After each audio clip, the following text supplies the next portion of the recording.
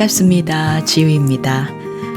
간편지를 찾아주신 분들 언제나 감사하게 생각하고 있습니다. 모두 잘 지내시고 계신 거죠? 저도 잘 지내고 있지만 밤이 길어지는 이런 겨울에는 이런저런 생각이 많아지는 것 같습니다. 생각을 많이 하다 보면 어쩐지 기분이 좋아지고 업되기보다는 점점 기분이 가라앉고 또 걱정거리도 많이 생겨서 머리가 무거워지는 그런 느낌을 받을 때가 많아요. 이렇게 머리가 복잡하다, 뭔가 엉켜 있는 것 같다, 무겁다 싶을 때 어떻게 하세요? 생각이 많은 경우는 머릿속에 실타래들이 너무나 뒤엉켜 있어서 풀어내고 싶어서 이런저런 생각을 하다 보면 더 엉키고 더 복잡해지는 그런 순간들이 계속 이어지는 것 같아요. 이럴 때면 사실 벌떡 일어나서 운동을 하거나 차라리 재미있는 취미 하나쯤 해보는 것도 도움이 될 텐데 그러기가 쉽지만은 않습니다. 날도 차갑고 밤도 컴컴하니까요. 그래서 우리는 가까이 책을 접하기도 하는 것 같아요. 오늘은 지우의 반편지에서 이럴 때 생각을 뚝 끊어낼 수 있는 그런 꿀팁을 알려드리려고 합니다. 생각이 너무 많은 나에게, 변지영 작가가 짓고 오아시스 출판사에서 출판한 생각이 너무 많은 나에게 라는 책입니다. 오늘 지우의 반편지에서 함께 읽어볼 건데 후회와 불안에서 벗어나서 지금을 살기 위한 심리학자의 마음 수행 가이드라고 책 표지에 책을 설명하고 있습니다. 생각이 많다면 한 번쯤 함께 낭독하는 시간 참여해 주셨으면 좋겠습니다. 자, 그럼 한번 시작해 볼게요. 생각 감옥에 갇혀 있는 나에게. 그 생각들은 과연 무엇을 위한 것일까? 인간의 마음은 놀라운 스토리텔러다. 생각과 감정, 감각이라는 실을 가지고 우리 자신과 삶에 관한 이야기들을 끊임없이 엮어낸다. 이러한 마음의 측면은 분명 유용한 데가 있다. 하지만 어떤 순간에도 결코 전체 스토리를 들려주지는 못한다. 마음이 지어내는 스토리. 아리따운 딸을 둔 중년의 남자가 있었습니다. 사랑하는 가족들의 얼굴을 떠올리며 부지런히 집으로 돌아가고 있던 길에 한 청년이 다가와 라이터를 빌려달라고 했습니다. 남자의 머릿속에는 이런 영상이 피어오릅니다. 이 청년 인상이 나쁘지 않군. 라이터를 빌려주면 고맙다고 하면서 내게 더 다가오려 할 거야. 그래서 나랑 친해지겠지? 친해지면 우리 집에 와서 차 한잔 하겠다고 하게 될 거고, 집에 와서 우리 딸을 보고는 사랑에 빠지게 될 거야. 외모가 괜찮으니 우리 딸도 이놈을 좋다고 하겠군. 이런 놈과 우리 딸이 결혼하게 된다? 안 돼. 절대 그럴 순 없어. 중년의 남자는 라이터를 빌려달라는 청년에게 벌컥 화를 냅니다. 절대 안 되네. 담뱃불 좀 빌려달라고 다가온 청년에게 남자는 불같이 화를 내고 황급히 걸어갑니다. 그 청년의 표정이 어떠했을지 상상이 가시나요? 어렸을 적에 읽었던 어느 단편 소설의 내용입니다. 작가도 작품명도 기억이 나질 않지만 줄거리만큼은 선명하게 뇌리에 박혀 있네요. 아마 초등학교 때였던 것 같은데요. 그때도 읽고 나서 참 재밌었다고 생각했던 것 같습니다. 이 남자에 대해 어떻게 생각하시나요? 상상이 좀 지나치다고요? 과대망상이라고요? 물론 작가가 인간의 이런 경향성을 해학적으로 드러내기 위해서 압축해서 보여주다 보니 다소 과장된 면은 있습니다. 하지만 이런 경향성은 우리의 일반적인 사고 패턴과 매우 유사합니다. 어떤 사람은 이런 연상을 좀 덜 일으키고 어떤 사람은 많이 일으킨다는 차이가 있을 뿐이죠. 대체로 우리가 이렇게 생각에 생각을 덧붙이면서 생각 속에서 살아갑니다. 분노 폭발에는 드라마가 숨어 있다. 이번에는 일상적으로 흔히 발견되는 사례를 예로 들어볼게요. 엄마가 하교한 아들에게 숙제를 하라고 했습니다. 아이는 핸드폰 게임을 30분만 하고 나서 숙제를 한다고 했죠. 엄마는 마지못해 그러라고 했습니다. 회사에서 피곤한 몸으로 돌아온 엄마는 부지런히 아이의 저녁 식사를 준비합니다. 그러다 보니 1시간은 훌쩍 지났습니다. 엄마가 아이에게 다가가 숙제를 했는지 물어보자 아이는 핸드폰에 정신이 팔려 듣지도 못합니다. 엄마는 벌컥 화를 냅니다. 너 내가 몇 번 말했어. 숙제부터 하고 게임하라고 했지? 엄마가 매번 이렇게 와서 말해주고 감시하고 그래야 해? 왜 너는 주도적으로 하지를 못해? 자기 일을 좀 척척 알아서 해주면 좋으련만 왜 아이는 엄마에게 과제를 더 많이 만들어주는 것일까요? 그렇잖아도 회사 일에 하루 종일 시달리고 돌아온 엄마는 차곡차곡 쌓아두었던 화를 이기지 못하고 분노의 에스컬레이터에 올라탑니다. 너 그리고 어제도 수행평가 있다는 거 왜 말 안 했어? 미리미리 좀 챙기라고 했지. 도대체 엄마가 어디까지 챙겨야 되니? 이렇게 자기 관리가 안 돼서 나중에 어떻게 살려고 그래? 너 엄마 무시하는 거야? 세상이 그렇게 만만해 보여? 비난을 퍼부어대고는 그래도 분이 풀리지 않은 엄마는 그릇도 팍, 숟가락도 탁, 의자도 쾅쾅 내려놓습니다.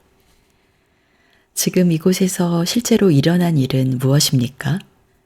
엄마는 핸드폰 게임을 30분만 하고 숙제를 하라고 했는데 아이는 1시간 동안 게임을 하느라 숙제를 아직 하지 않았다는 것입니다. 흔히 일어나는 아주 단순한 사건이죠.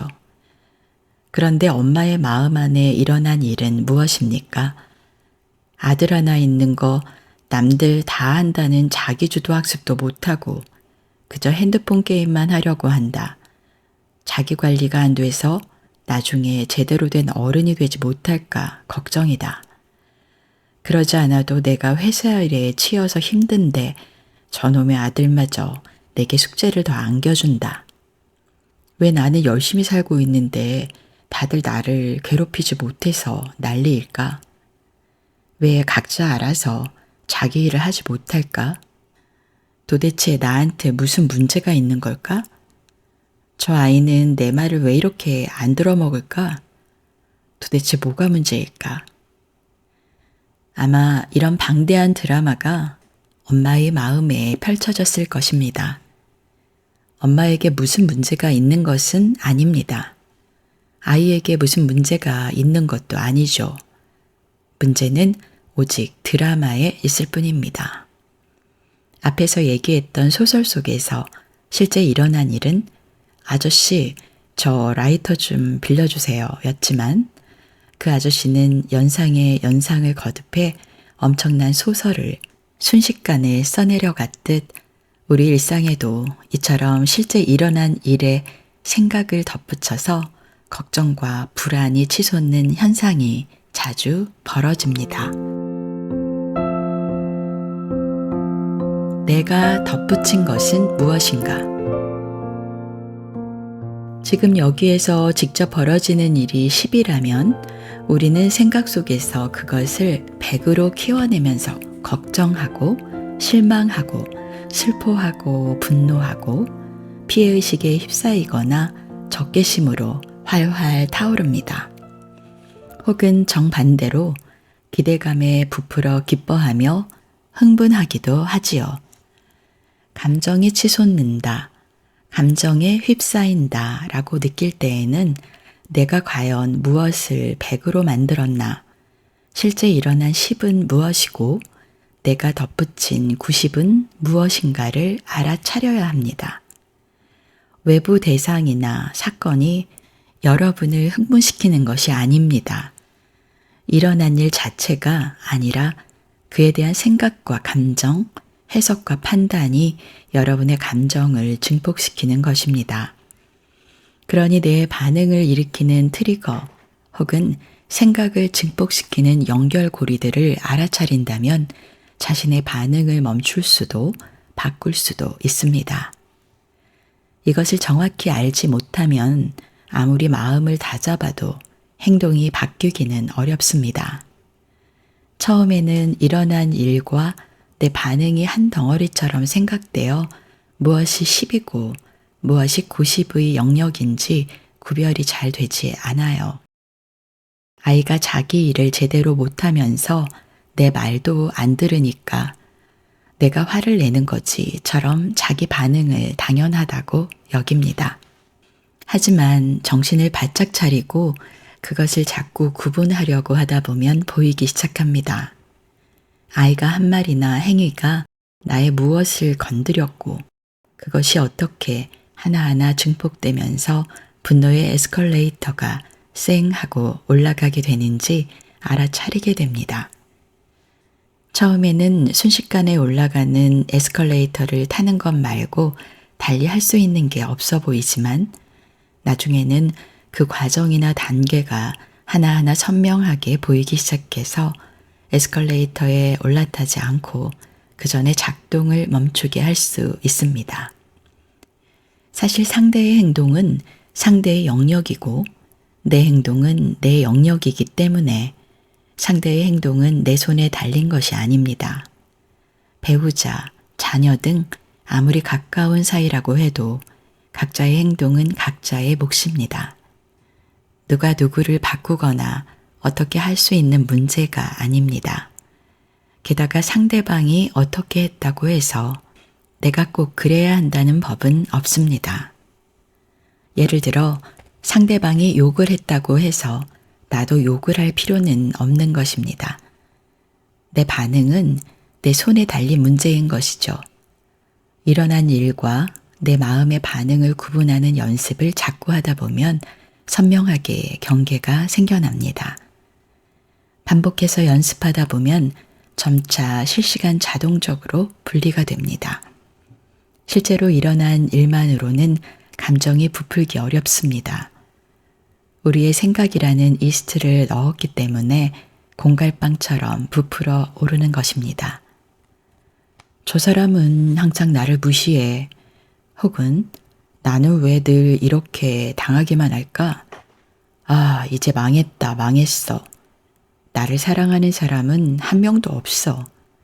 나는 혼자 버려졌어. 등 극단적인 생각을 이끄는 것은 실제 일어난 일이 아닙니다. 우리의 해석이자 판단, 우리의 생각입니다. 자기의 마음에 대해 알아차림이 높아지다 보면 아이 엄마는 알게 됩니다. 아이가 숙제를 안 했다는 사실이 나를 화나게 한 게 아니라 내가 더 감시하게 하고 신경 쓰게 하니까 화가 났구나. 내 일이 늘어나게 하니까 내가 화가 난 것이로구나. 내가 많이 지쳐 있구나 하고 자기 마음을 더 들여다보고 스스로 긴장과 부담을 좀 낮추고 이완할 수 있도록 자신을 돌보게 됩니다. 그리고 여유가 더 생기면 아이가 일부러 나한테 짐을 안긴 것은 아니지. 그러니까 화낼 일이 아니라 스스로 할 일을 할 수 있도록 동기부여를 해줘야지. 어떻게 하면 저 아이가 스스로 의욕을 갖고 자기 일을 챙길 수 있을까? 이렇게 자기 문제와 아들의 문제를 나누어서 보게 됩니다. 그러면 각각에 대해 훨씬 효과적으로 대처할 수 있죠. 감정적으로 치달아서 말을 내뱉고 후회하거나 극단적인 행동을 하게 되는 일이 점차 줄어들게 됩니다. 분노가 가라앉습니다. 드라마를 해체해 그 힘을 떨어뜨리는 것, 습관적인 생각 패턴으로 빠지지 않는 것은 우리를 자유롭게 할 것입니다. 반복되던 행동 패턴을 멈추게 하고 더 나은 방식을 선택할 수 있게 하지요. 그럴 때 가장 큰 수혜자는 엄마 자신입니다. 그리고 그 덕분에 아이도 아빠도 좀 더 안정감 있게 살아갈 수 있으니 엄마는 가족들에게 자신의 존재로 선물을 하게 되는 격입니다. 이보다 더 좋은 일이 어디 있겠습니까?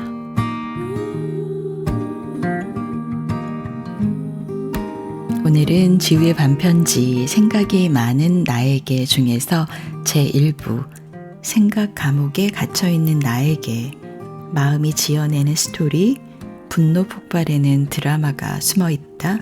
내가 덧붙인 것은 무엇인가 편을 함께 읽었습니다. 어떠세요? 공감하는 내용이 있으셨나요? 살다 보면 심사숙고해야 될 일들도 분명히 있습니다.